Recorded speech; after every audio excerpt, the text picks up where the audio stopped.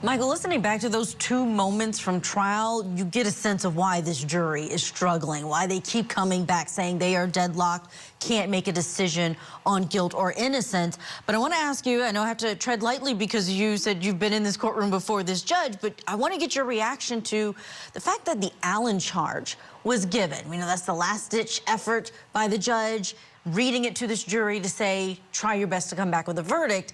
And then after that Allen charge was given, that's when they swapped out the juror for an alternate juror because of the scheduling conflict. Are you surprised that it wasn't just a mistrial at that point? No, because, this is a Detroit jury, right? And so you have a person who doesn't live in Detroit testifying that he made a mistake by confessing to the murder of his girlfriend, who also doesn't live in Detroit. And then you have a person who does live in Detroit on trial for that murder. These jurors have been lied. The population in Detroit have been lied to multiple times by multiple government agencies, and they're fed up. So I'm telling you the conflict that exists within that jury. I'm not in that jury room, obviously, but I mean, I might as well be by knowing, what's going on. I was a public defender in the city, so like, I know that they did not buy the testimony of the ex-girlfriend. I'm trying to be polite. I'm trying to be, polite about it. They didn't buy it. At least some of them didn't buy it.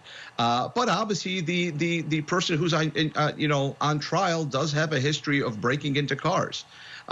So it's a tough one. They didn't acquit, so obviously some of them believed that he's guilty.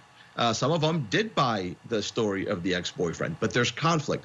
I think that judge had to do the Allen charge, Julia, because I don't think any jury is ever going to be unanimous on this case. I'll be straight up. I don't think any jury is going to be unanimous. Not 1, not 2, not 10, not 50. Yeah, curious to see how things go, because right now they are overextended on the schedule. They told this jury they would already be done, so that's why we're having these scheduling conflicts, because these jurors thought they would be done at this point.